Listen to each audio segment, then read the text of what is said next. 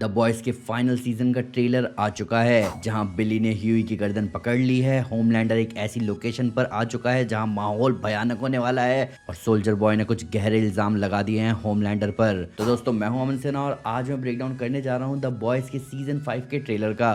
तो स्पॉयलर्स का ध्यान रखते हुए चलिए शुरू करते हैं। तो ट्रेलर की शुरुआत होती है एक सिंबॉलिक शॉट से जहां हम होमलैंडर को कुछ सीढ़ियां चढ़ते हुए देख सकते हैं और कहीं ना कहीं ये सीढ़ियां सिग्निफाई कर रही हैं कि होमलैंडर अपने पावर हायरार्की की सीढ़ियों पर सबसे ऊपर खड़ा है। पर इस पूरे सीक्वेंस को मैंने सिंबॉलिक इसलिए कहा क्योंकि इसके ठीक बाद ये शॉट आता है जहां होमलैंडर कह रहा है कि उसे इस बार पावरफुल से भी ऊपर जाना पड़ेगा।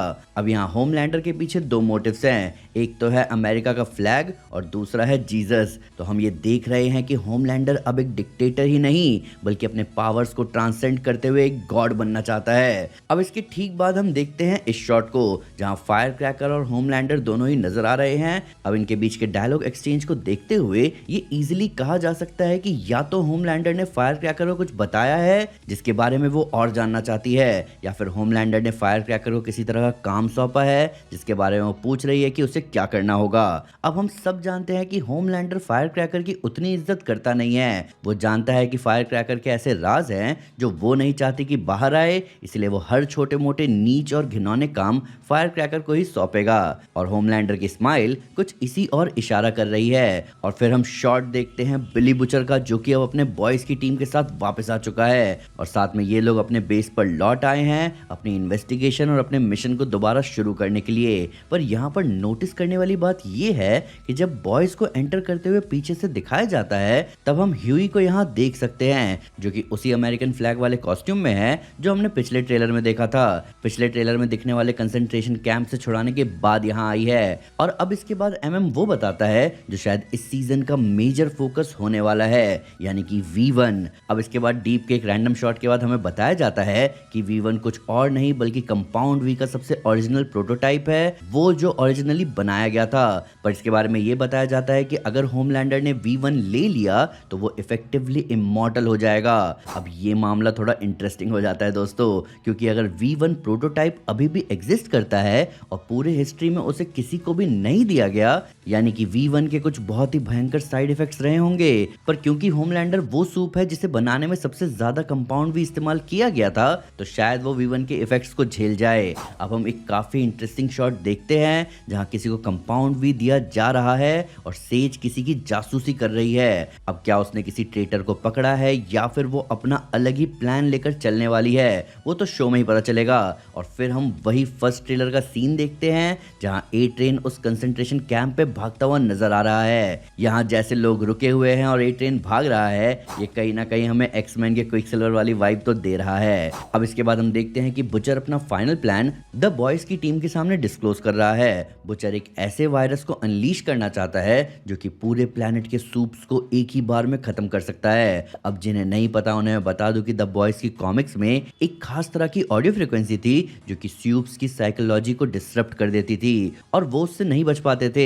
और ऐसा लग रहा है कि शो में इसका अल्टरनेटिव एक वायरस के तौर पर ढूंढ लिया गया है। और यही वो पॉइंट होगा दोस्तों जहां बाकी मेंबर्स का तो पता नहीं, पर ह्यूई जरूर इस प्लान के अगेंस्ट होगा, क्योंकि ना ही सिर्फ एनी एक सूप है बल्कि ह्यूई के फादर भी एक सूप बन चुके थे। और फिर ब्लैक नोआर के एक रैंडम शॉट के बाद हमें बुचर की पावर्स देखने का मौका मिलता है। अब यहाँ पर आप ध्यान से देखो तो बुचर कुछ सोल्जर्स जैसे दिखने वाले लोगों को मार रहा है और उसके ठीक नीचे जमीन पर उसी तरह फ्लैग सिंबल है जो कि होमलैंडर का केप है और ये वही सिंबल है जो कि कंसंट्रेशन कैंप के लोगों के टी शर्ट पर भी है। तो अब हमें ये पता है कि ह्यूई को वहां से छुड़ाने के लिए सिर्फ एनी या ए ट्रेन नहीं बल्कि बिली ने भी हेल्प की है। और फिर हम देखते हैं कि होमलैंडर फाइनली सोल्जर बॉय को उसके क्रायोस्टेसिस से बाहर लाता है। अब पिछले ट्रेलर में तो हमें ये आइडिया नहीं था कि वो सोल्जर बॉय को क्यों बाहर निकाल रहा है, पर अब हमें आइडिया है कि ऐसा क्यों हो रहा है। तो क्योंकि होमलैंडर को V1 चाहिए और सोल्जर बॉय वॉट के जनरेशन 1 के जमाने का प्रोग्राम था, तो सोल्जर बॉय को बहुत अच्छे से आइडिया होगा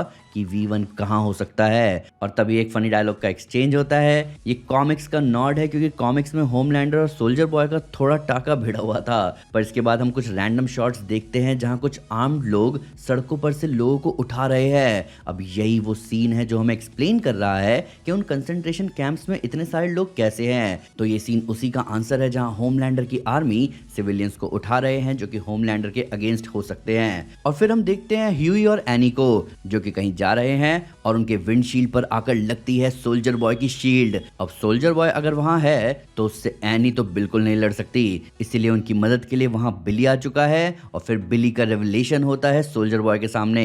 अब ये फाइट एक्चुअली बहुत ही इंटरेस्टिंग होने वाली है क्योंकि माना सोल्जर बॉय होमलैंडर के इक्विवेलेंट है पर बिली के पास उसके टेंटिकल्स का एडवांटेज है। तो देखते हैं क्या होता है। पर उसके बाद हमें दिखता है ये शॉट जहां होमलैंडर और soldier boy fort harmony medical department में जाते हुए नजर आ रहे हैं और हो ना हो V1 यहीं पर होगा।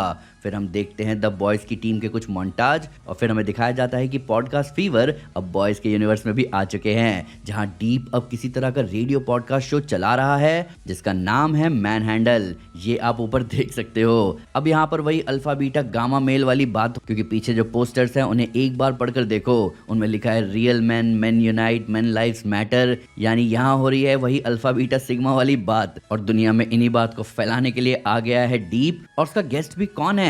ब्लैक नोआर, जो कि बेचारा बटन के सहारे ही कन्वर्सेशन कर सकता है। आगे एनी के एक सुपर हीरो लैंडिंग वाले शॉट के बाद एक गजब का पैरेललिज्म दिखाया जा रहा है जहां पर जब होमलैंडर कहता है कि ऐसे लोग हैं जो उसे बर्बाद करना चाहते हैं तब हमें दिखता है स्टैन एडगर जो कि द बॉयज से मिल रहा है। और अगर आपको याद हो तो स्टैन एडगर एक्चुअली होमलैंडर की शोहरत उससे छीन लेना चाहता है। हालांकि उसकी बेटी के साथ जो बिली बुचर ने किया उसके बाद देखना है कि स्टैन यहाँ पर क्या बातें करेगा बॉयज से।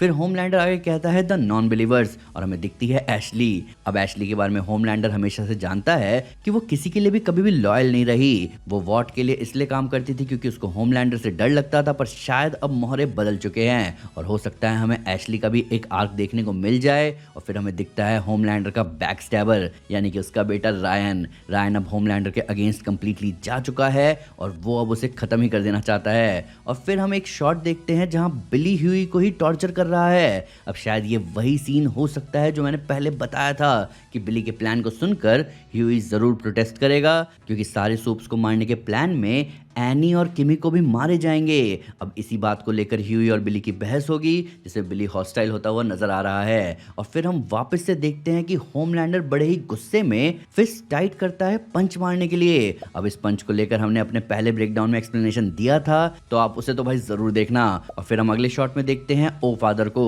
अब ये कैरेक्टर इस सीजन में डेविड डिग्स प्ले करने वाले हैं और ये कैरेक्टर थोड़ा डीपली रिलीजियस स्यूप है जिसके होमलैंडर से बहुत अच्छे रिश्ते हैं और होमलैंडर ओ फादर को ही कहेगा कि वो इस देश में होमलैंडर का एक नया रिलीजन कल्ट तैयार करे क्योंकि अब उसे सपोर्टर्स नहीं बल्कि डिवोटीज चाहिए यानी कि भक्त। और फिर हमें वापस से ढेर सारे शॉट्स का एक मोन्टाज दिखता है जहां जैरेड पेडलिकी का कैरेक्टर हमें वापस से दिख रहा है। होमलैंडर किसी का पीछा कर रहा है जो कि उड़ सकता है यानी कि ऑफ कोर्स वो रायन के ही पीछे है। और फिर हम सोल्जर बॉय को किसी से लड़ते हुए देख सकते हैं और वो पूरा ऑल आउट जाता हुआ नजर आ रहा है, पर वो किससे लड़ रहा है ये देखना इंटरेस्टिंग होगा क्योंकि सोल्जर बॉय की बीम से जो लाइट क्रिएट हो रही है कुछ उसी रंग की लाइट यहाँ फ्रेंची और बिली के चेहरे पर पड़ रही है और फ्रेंची बड़ा एक्साइटेड नजर आ रहा है यानी कि सोल्जर बॉय बिली से तो नहीं लड़ रहा और वो किसी ऐसे से ही लड़ रहा है जिसे हारता हुआ देखना द बॉयज के हक में जाएगा।